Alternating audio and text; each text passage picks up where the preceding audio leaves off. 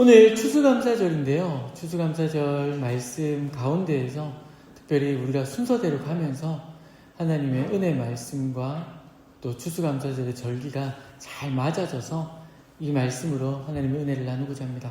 오늘 설교는요, 먼저 이제 퀴즈 하나 풀면서 오늘 설교를 좀 시작하고자 하는데요. 여러분, 지금 눈앞에 옷 5개가 있습니다. 자, 제일 먼저 흰색 옷 보이시죠? 직업을 맞추는 퀴즈입니다. 자, 첫 번째 흰색 옷을 입고 있는 분의 직업은 무엇일까요? 의사입니다. 자, 의사 옆에 저 까만색 옷 입고 있는 사람의 직업은 무엇일까요? 좀 애매하죠? 장의사는 아닙니다, 여러분. 제가 설마 장의사를 가져왔겠습니까? 무엇일까요? 자동차 정비 하시는 분입니다. 그렇죠? 정비공 옷입니다. 그 밑에 옷은 무엇일까요? 판사입니다, 판사. 네, 우리가 평생 크게 만날 일이 없는 판사입니다. 그죠? 그 다음에 그 옆에, 그 옆쪽, 위쪽 대각선에 파란색 옷은 무엇일까요? 어부입니다, 어부. 그죠? 그 밑에 옷은 무엇일까요? 목사님 맞습니까, 이거? 약간, 그죠? 사실 여러분, 이 옷을 제가 가져온 이유가 있습니다. 왜냐하면 우리가요, 직업을 알고 또 직업을 맞추는 기준이요, 대부분은 옷이기 때문입니다. 성경에서도 이 옷은 너무나 중요한데요. 왜냐하면 그 사람의 신분과 상황을 이 옷이 드러내고 있기 때문입니다. 나중에 시간이 지나면 저희가 이제 제사장의 에봇도 한번 설명을 드릴 거고 쭉 이렇게 설명을 드려 나가겠지만, 옷은요, 단순히 누군가가 그냥 걸치고 다니는 의미를 가지고 있지 않은 것이죠. 여러분, 제가 이제 우리 초등부 아이들과 설교를 하면 꼭 하는 게 있습니다. 무엇을 하냐면, 지난 설교 때 들었던 말씀을 질문합니다. 이유가 있습니다. 왜냐하면 설교 말씀을 연결해서 들으려면 앞에 있었던 내용이 조금이라도 기억이 나야 되기 때문입니다. 그래서 한번 우리 떠올려 보겠습니다. 여러분, 하나님이 천지를 창조하셨습니다. 첫 번째 날 하나님이 천지를 어떻게 창조하셨을까요? 첫째 날 혹시 기억나십니까? 무엇을 만드셨을까요? 빛과 어둠을 만드셨습니다. 여러분, 제가 컨닝하라고 주보 밑에 다 넣어놨습니다. 컨닝하시면 됩니다. 둘째 날 무엇을 만드셨을까요? 윗물과 아랫물 만드셨습니다. 그 다음 셋째 날은요, 육지와 바다를 만드셨습니다. 넷째 날 빛과 어둠을 만드시고요. 맞습니다, 여러분. 제가 이렇게 실수할 때 여러분 꼭 찝으시라고 제가 가끔 실수합니다. 셋째 날 뭘 만드셨습니까? 육지와 바다. 넷째 날은요, 빛과 어둠을 주관하는 주관자로 해와 달을 만드셨습니다. 다섯째 날에는요, 하늘과 바다의 주관자로 새와 물고기를 만드셨습니다. 그리고 여섯째 날 하나님은 육지의 주관자로 동물들을 만드시고 모든 만물의 주관자로 사람을 만드십니다. 그리고 하나님은 7일의 안식함으로 하나님이 이 모든 것의 왕 되셨음을 우리로 깨닫게 해주셨습니다. 그런데 아쉽게도요, 사람은 하나님의 대리 통치자로 모든 것을 가지고 있었음에도 불구하고 스스로 하나님이 되고자 합니다. 이것을 우리는 교만이다라고 배웠습니다. 교만은요, 하나님의 말씀을 믿지 못하는 불신으로 나아가게 되고, 교만과 불신으로 이들은요, 무엇을 따먹었을까요? 선악과를 따먹게 됩니다. 죄가 그들 가운데에 들어온 것이죠. 오늘 본문은요, 그 이후의 모습을 우리에게 보여줍니다. 죄가 이들 가운데 들어오자 이들은요, 자신이 벗은 것을 보았습니다. 그래서요, 성경은 나뭇잎으로 옷을 입어서 가렸다 말합니다. 물론 여러분들이 잘 알고 있는 타잔옷 혹시 기억나십니까? 여러분, 타잔옷 나뭇잎으로 막 얼기설기 막 이렇게 해 입었죠. 그런 옷이 아닙니다. 대충 큰 나뭇잎, 우리 이런 고무 나뭇잎 하나 들고 와가지고 중요한 부분만 가리는 수준으로 가렸다는 것이죠. 그리고 지금 이들이 숨어 있습니다. 그럼 시간이 흘러서요, 하나님이 아담과 하와를 찾아옵니다. 아담아, 하와야, 어디에 있니? 라고 질문합니다. 그때 아담과 하와가 동산 나무 사이에 숨어 있습니다. 그리고 10절에 이렇게 말합니다. 이르되 내가 동산에서 하나님의 소리를 듣고 내가 벗었으므로 두려워하여 숨었나이다. 아담이 벗었고 두려워서 숨어있단 말입니다. 하나님 그에게 이렇게 묻습니다. 누가 너의 벗었음을 알렸어? 너 지금 혹시 선악과를 먹었니? 라고 질문하죠. 이 아담이 무엇이라 말했을까요? 하나님이 나와 함께 있게 하신 여자가 줘서 먹었다 말합니다. 여러분 이 질문 지난주 혹시 들어본 기억나십니까? 하나님이 선악과를 만들지 않았으면 우리가 죄를 짓지 않았잖아 라는 말과 동일한 말입니다. 다시 들어보십시오. 하나님이 나와 함께 있게 하신 여자가 줘서 먹었습니다. 그래서 하나님 다시 여자에게 묻습니다. 너는 왜 먹었어? 하와는 이렇게 말합니다. 뱀이 나를 꿰물어 먹었다 말하죠. 여러분, 뱀이 나를 꿰었다. 이 말은 무슨 말일까요? 하나님이 만든 뱀이 나로 먹게 했다 말입니다. 여러분, 이 말을 정리하면 이렇습니다. 하나님이 여자를 만들지 않았으면 내가 먹지 않았잖아요. 하나님이 뱀을 만들지 않았더라면 내가 먹지 않았잖아요. 라는 말이죠. 그러자 하나님은요, 뱀과 여자와 아담에게 죄로 인해 주어지는 심판을 선포합니다. 뱀은 저주를 받고 여자는 출산의 고통이 더하여지고 아담은 수고로이 일해야지 그 소산을 먹습니다. 그리고 땅 또한 저주를 받아 엉겅퀴와 가시덤불을 내게 됩니다. 그리고 최종적으로 죽어서 흙으로 돌아가야 한다라는 선포를 받습니다. 그리고 하나님은요, 죄에 대해서 이들을 심판을 선포하고 가죽옷을 지어 입힙니다. 지금까지가 우리가 읽은 본문의 내용이죠. 이제 우리는요, 고민해야 합니다. 앞서 우리는 옷을 통해서 사람의 직업을 판단해 왔습니다. 이제 우리는요, 아담의 옷을 통해서 이들이 어떠한 상황에 처하여졌는지를 볼 수 있어야 한다는 것이죠. 태초에 하나님이 아담과 하와를 창조하셨을 때 이들은 어떤 옷을 입고 있었을까요? 벗고 있었을까요?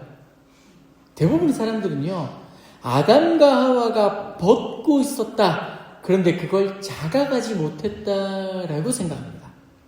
그래서 에덴 동산을 그려보아라 라고 이야기를 하면요, 아이들, 어른들 모두가 다 벗고 막 뛰어노는 것을 그려놓습니다. 그런데요, 그렇지 않습니다, 여러분. 이유가 무엇이냐면요, 하나님과 번이롭기 때문입니다. 여러분, 성경에는요, 하나님을 대면한 사람들의 모습이 몇 번 등장을 합니다. 하나님의 뒷모습을 보았던 사람이 누구이냐면 모세입니다. 그런데 모세가 하나님을 만나고 내려올 때 그의 얼굴이 어떻게 되었습니까? 해같이 빛나게 됩니다. 왜일까요? 하나님의 영광이 그를 덮었기 때문입니다. 그가 하나님의 영광을 보았기 때문입니다. 여러분, 신약에도 동일한 모습이 등장합니다. 변화산 사건 때입니다. 예수님이요, 하나님의 모습으로 변화되어집니다. 그때 그와 함께 있었던 모세와 엘리야는 예수님과 같이 양털보다 흰 옷을 입고 서 있습니다. 오죽했으면 베드로가 그것을 바라보며 장막 셋을 짓겠다 말합니다. 성전 3개 짓겠다 이렇게 이야기를 하는 것이죠. 이유가 무엇일까요? 신처럼 보였다는 겁니다. 잠시 하나님을 대면했던 모세도 하나님의 영광으로 얼굴이 빛이 나서 그 빛을 가리게 되었습니다. 그런데 아담과 하와는 에덴 동산에서 하나님과 함께 동행하고 거닐었습니다. 그의 모습들은 어떠했을까요? 이들은요, 하나님같이 하나님의 영광으로 둘려 있었습니다. 하나님의 영광을 옷 입은 것이죠. 하나님의 영광을 옷 입은 이 광채는 무엇을 상징할까요? 이들이 하나님의 대리 통치자로 왕과 같은 자임을 보여주고 있었다는 것입니다. 그런데 그들에게 죄가 들어옵니다. 하나님의 영광이 사라지게 되었습니다. 자신을 두르고 있었던 하나님의 영광이 사라지자 어떤 변화를 가져왔을까요? 스스로 선과 악을 판단하고 스스로 벗은 몸을 보고 부끄럽다라고 판단합니다. 단순히 내가 옷을 벗어서 부끄러운 것이 아니라 나를 둘러싸고 있어 무엇이 사라졌다고요? 하나님의 영광이 사라졌습니다. 하나님의 영광이 사라지자 죄로 가득하고 부끄러운 나 자신을 보게 된 것입니다. 그래서 이들은요, 스스로 할 수 있는 최선을 다합니다. 순간의 위기를 모면할 수 있는 나뭇잎 옷을 입은 것이죠. 그런데 중요한 것은요, 이 나뭇잎 옷은요, 점점 말라갑니다. 붙어 있을 때야 팔았습니다. 그죠? 그러나 딱 꺾어서 하루 이틀이 지나면 말라서 부스러져 버립니다. 처음에는 나뭇잎이 컸습니다. 내가 부끄러워하는 부분을 가릴 수 있었습니다. 그런데 나뭇잎이 마르니 나뭇잎이 쪼그라듭니다. 가려진 부분을 다시 드러나니까 또 다른 나뭇잎을 떼야 되죠. 순간을 모면할 수는 있지만 부끄러움을 가릴 수는 없는 것이죠. 그런데 하나님이 그런 이들에게 가죽옷을 지어야 됩니다. 이제 우리는 이 의미를 알아가야 합니다. 여러분, 가죽옷이 무엇일까요? 가죽옷은요, 우리가 생각하기에 단순히 하나님이 찢어지지 않는 옷을 입혔네 라고 생각하시면 안 됩니다. 가죽옷은요, 짐승의 죽음을 의미합니다. 짐승이 죽어야 가죽을 벗겨낼 수 있기 때문이죠.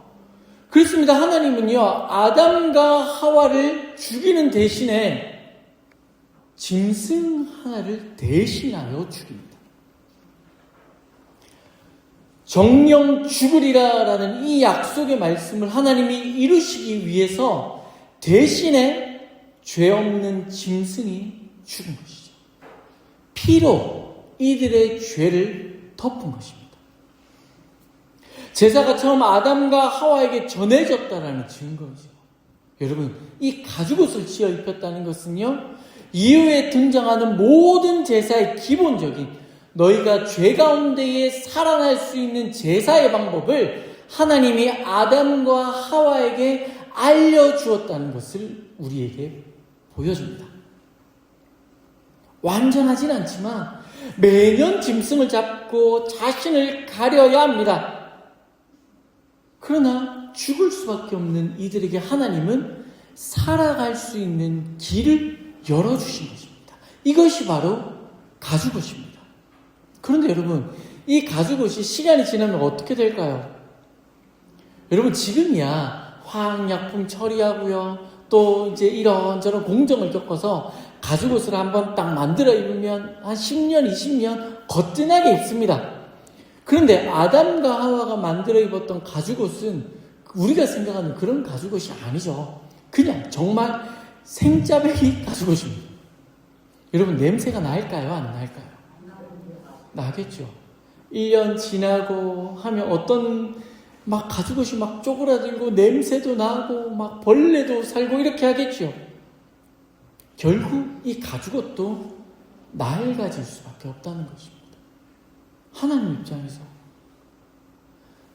마음이 어떨까요? 무너집니다. 나와 동행했던 대리통치자인 이 사람에게 그래서 하나님은 낡아지지 않을 완전한 옷을 주기로 작정합니다. 처음에 아담에게 주었던 하나님의 영광의 옷, 처음에 하나님께서 허락하셨던 그 영광을 이들에게 회복하기로 작정한 것이죠. 다시는 벗지 않아도 될 완전한 옷을 허락해 줍니다. 여러분, 이 옷이 무슨 옷인지 아십니까? 바로 예수 그리스도로 옷 입는 것입니다. 하나님은요, 이 옷을 위해서 하나뿐인 아들을 내어놓습니다. 그리고 아담과 하와를 위해서 가죽옷을 지어 입히듯 자신의 아들을요 십자가 위에서 발가벗깁니다. 여러분, 우리가 십자가 현장을 바라보면서 많은 명화들이나 많은 그림들을 보면 십자가 현장에 예수님이 팬티를 입고 있죠. 그렇지 않습니다. 실제로 예수님의 속옷은 제비 뽑아 나누어 가졌습니다. 예수님은요 완전히 발가벗겨져서 그 십자가에 계신 것이죠. 저주받은 나무에 그 아들을 매달고 죽기까지 그 피를 쏟게 만듭니다. 다시는 제사를 행하지 않기 위해서 완전한 제물, 영원한 제물로 자신의 아들을 내어놓은 것이죠. 하나님께서 아담과 하와를 위해 가죽옷을 지어 입힌 것처럼 하나님은 우리를 그리스도의 옷 입게 하기 위해 자신의 하나뿐인 아들 예수 그리스도를 죽이십니다. 그리고 그 피로 옷을 지어 만드십니다. 그리스도의 보혈로 짜여진 옷은요 인간의 모든 죄를 덮습니다. 주홍같이 붉은 죄라도 그 옷을 입으면 눈과 같이 희어집니다. 그리고 그 옷은요 마르지 않습니다. 해하지 않습니다. 좀 먹지도 않습니다. 영원합니다. 왜냐하면 그리스도의 보혈로 짜여진 옷은 하나님의 사랑으로 가득한 영광의 옷이기 때문입니다. 이 옷은요 나뭇잎처럼 마르지 않습니다. 가죽옷처럼 반복하여 희생을 치르지 않아도 됩니다. 그런데 이 옷을 입기 위한 단 한 가지의 조건이 있습니다. 성경은 이 조건을 이렇게 고백합니다. 갈라디아 3장 27절입니다. 갈라디아 3장 27절 우리 다 같이 읽어보도록 하겠습니다. 누구든지 그리스도와 합하기 위하여 세례를 받은 자는 그리스도로 옷 입었느니라. 한 번 더 다 같이 고백할까요? 함께 고백하겠습니다. 누구든지 그리스도와 합하기 위하여 세례를 받은 자는 그리스도로 여러분, 그리스도로 옷 입기 위한 조건이 무엇이라 말합니까? 세례를 받는 것이라 말합니다. 세례가 무엇일까요? 세례는요, 내가 죽고 하나님이 사는 것입니다. 여러분, 그리스도로 옷 입는 조건은 예수 그리스도를 나의 구주로 영접하는 것입니다. 예수님을 구주로 영접한다는 것은 선악과로 말미암아 올라간 왕의 자리에서 내려오는 것입니다. 하나님의 말씀을 온전히 믿고 순종하는 것이죠. 내가 하나님의 대리 통치자임을, 하나님이 나의 왕 되심을 인정하는 것입니다. 우리가 하나님이 나의 왕이심을 인정할 때 우리는요, 우리를 가리고 있었던 나뭇잎 옷과 반복되어지는 희생으로 만들어지는 가죽옷을 벗어버리고요, 영원히 변하지 않는 영원한 옷, 그리스도의 옷을 입게 되는 것이죠. 여러분, 이것으로 끝이 아닙니다. 이 옷은요, 모든 믿는 이들에게도 확장이 됩니다. 이것이 우리가 오늘 추수감사절을 지키고 기뻐하는 이유입니다. 추수감사절은요, 이스라엘의 3대 절기 중 한 해의 추수를 마무리하고 기뻐하는 초막절에서 유래되었습니다. 하지만 이는 단순히 추수에 대한 감사만을 의미하지 않습니다. 왜냐하면 이스라엘 백성들 가운데 주어진 이 절기는 예수님의 구속사역 가운데에 구원의 확장을 예표하는 절기이기 때문입니다. 나중에 제가 여러분들에게 한 번 더 깊이 있게 설교를 하겠지만, 6월절은 예수 그리스도의 구속하심을 예표합니다. 77절은요, 성령 강림을 예표합니다. 그리고 오늘 본문에 등장하는 추수감사절, 초막절은요, 그리스도로 말미암아 확장되어지는 구원을 예표합니다. 이방인 고넬료의 구원을 시작으로 모든 믿는 자들이 하나님의 잔치로 초대되어집니다.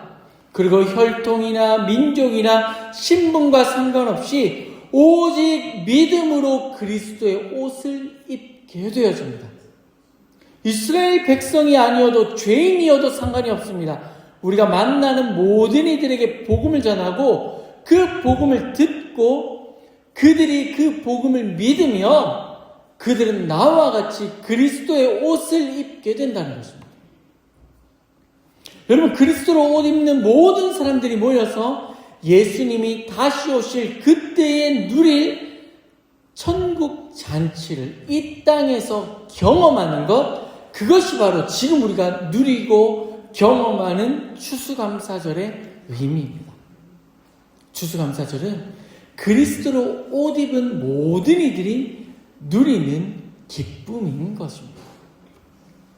사랑하는 성도 여러분, 우리 지금 눈앞에 잘 익은 곡식들이 있습니다.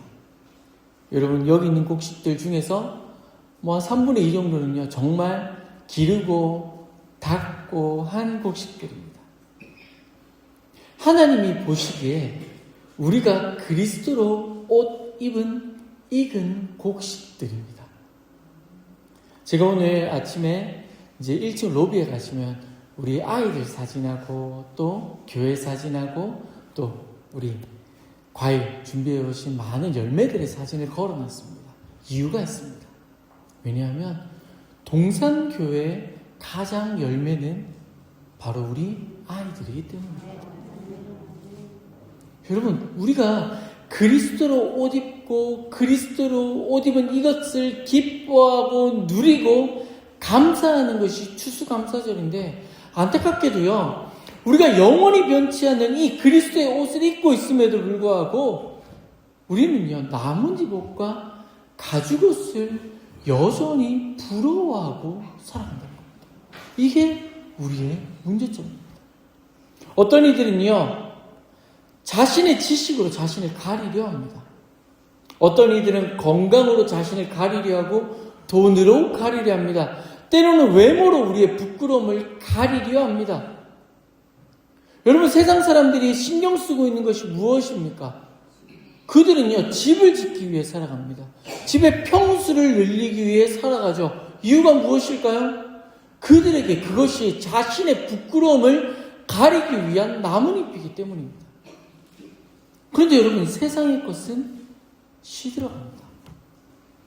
지식은 더 많은 지식에 쇠퇴하고 건강은 세월 앞에서 낙엽처럼 떨어져 버립니다. 돈은 우리의 손에 잡히지 않고 외모도 결국엔 무너져 버립니다.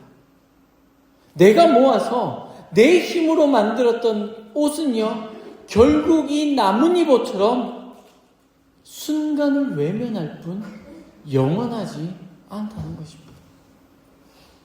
그렇게 하나님은요, 우리의 시선을 돌려서 너희가 입고 있는 옷이 무엇인지를 바라보라 말합니다.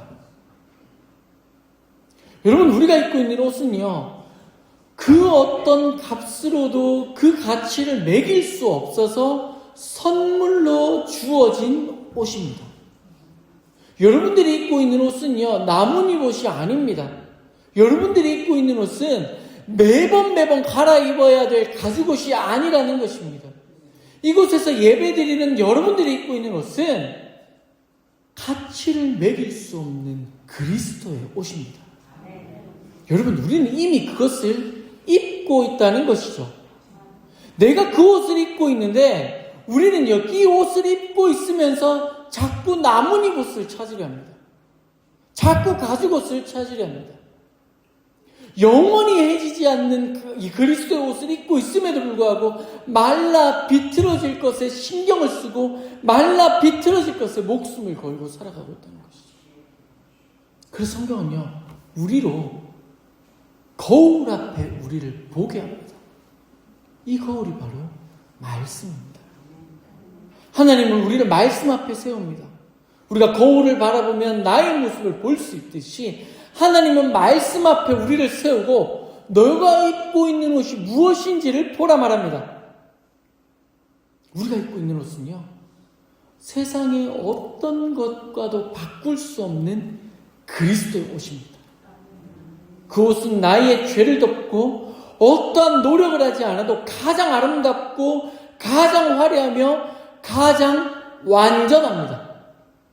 세상의 그 어떤 것보다 우리는 가장 완전한 그리스도의 옷을 입고 서 있다는 것이죠. 이제 여러분은 그 옷을 입고 있는 스스로를 바라봐야 합니다. 여러분, 어떤 옷을 찾아 헤매이고 계십니까? 어떤 옷이 여러분에게 가장 맞다라고 생각하고 살아가십니까? 하나님은 이미 여러분에게 세상과 바꿀 수 없는 그리스도로 옷 입혀주셨습니다. 하나님은 아담과 하와에게 가죽옷을 치어 입힌 것처럼 우리에게 더 완전하고 벗어버리지도 않아도 될 그리스도로 옷 입혀 주셨습니다. 여러분, 이게 우리에게 복음이고 우리의 기쁨이 되어야 합니다. 추수감사절은요, 그것을 기뻐하는 겁니다. 우리가 이 곡식들을 쌓아두고요, 이 곡식들 가운데 바라봐야 될 점은 하나님께서 이 곡식들을 이렇게 잘 익게 했구나, 하나님께서 이 곡식들을 이렇게 자랑하게 했구나, 이렇게 자라나게 했구나, 그리고 하나님께서 이 곡식들을 이렇게 무르익게 했구나를 바라본과 동시에 하나님께서 죽을 수밖에 없는 죄인인 우리를 이렇게 아름답게 만드셨구나라는 것을 깨달아야 한다는 것이죠. 여러분, 명품 옷을 입고 숨는 사람은 없습니다. 명품 옷을 입고 부끄러워하는 사람도 없습니다. 그런데 우리는 명품 중에 명품인 그리스도로 옷 입었습니다. 여러분, 부끄러워하지 마십시오. 세상에 나뭇잎 옷을 들고 있는 사람들에게 와, 그거 부럽다라고 말할 필요가 없습니다. 왜요? 우리는 그것보다 더 아름다운 옷을 입고 있기 때문이죠. 세상에 부끄러워하지 말고 자랑하십시오. 우리가 입고 있는 이 옷은요, 자랑해야 할 명품입니다. 우리가 이 옷을 입고 자랑할 때 세상은요, 우리를 바라보며 부끄러워할 것입니다. 왜요? 그들의 옷은 곧 말라버리기 때문입니다.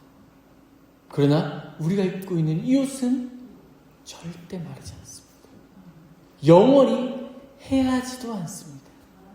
그 그리스도의 옷을 우리가 입고 있을 때 말라버리는 옷을 입고 있는 그들은요, 우리를 바라보며 부러워하게 될 것입니다. 여러분, 그런 은혜가 넘치는 추수감사절이 되었으면 좋겠습니다. 말씀을 정리하겠습니다. 세상 사람들은요, 여전히 나뭇잎으로 자신을 가리게 합니다. 어떤 이들은 돈으로, 어떤 이들은 명예로, 때로는 어떤 이들은 건강으로 자기의 부끄러움을 가리려 하죠. 그러나 여러분, 그게 어떤 것이든 나뭇잎은 말라버립니다. 그런 우리에게 하나님은 영원히 변치 않는 그리스도의 옷을 입혀주셨습니다. 무엇을 입을지 더 이상 고민하지 마십시오. 내가 그리스도로 옷 입고 있음을 확인하시면 됩니다. 말씀 앞에 서십시오. 말씀이 여러분에게 그리스도로 옷 입고 있음을 깨닫게 해 주실 것입니다. 그 말씀으로 말미암아 여러분, 우리가 입고 있는 이 옷을 자랑합시다. 우리가 입고 있는 이 옷은요, 나뭇잎 옷에 목숨을 걸고 살아가는 세상 사람들을 부끄럽게 할 것입니다. 한 주를 살아갑니다, 여러분. 그리스도로 옷 입고 세상 가운데 당당히 서서 구원의 빛을 발하는 저와 우리 동산교회 성도 여러분 되시기를 주님의 이름으로 축복합니다.